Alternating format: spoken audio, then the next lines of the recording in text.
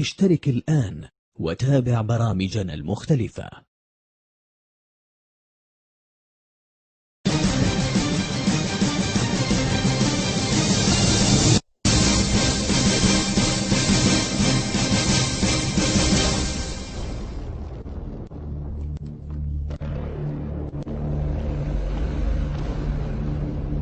السلام عليكم ورحمة الله وبركاته. وقال لي المواطن السيساوي الشريف: سمعت تسريب البرادعي؟ شفت السفالة؟ قلت له: سمعت انت تسريبات السيسي؟ شفت الخيانة؟ همهم وبرطم وقال لي: انا بقول لك ايه وانت بتقول لي ايه؟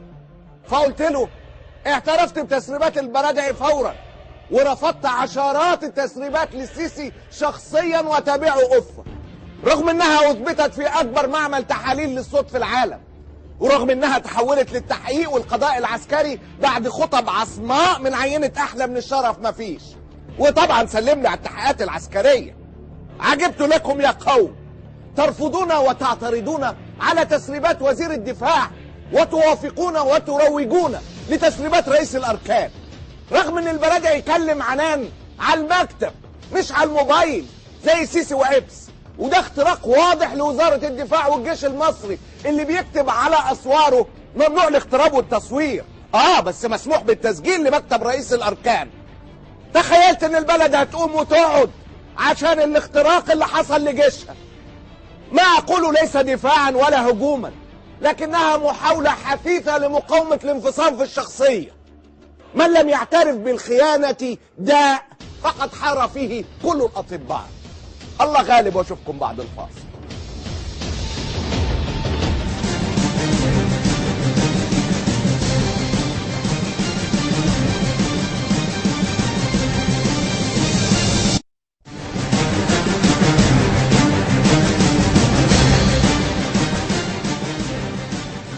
السلام عليكم ورحمة الله وبركاته. أهلا وسهلا بكم حلقة جديدة مع معتز.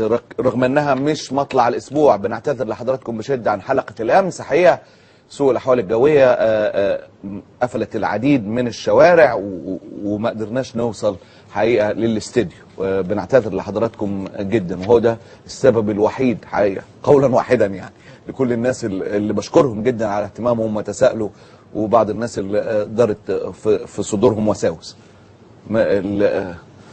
التلج ارتفاع نص متر، يعني في ناس كانت قريبة وصلت، وفي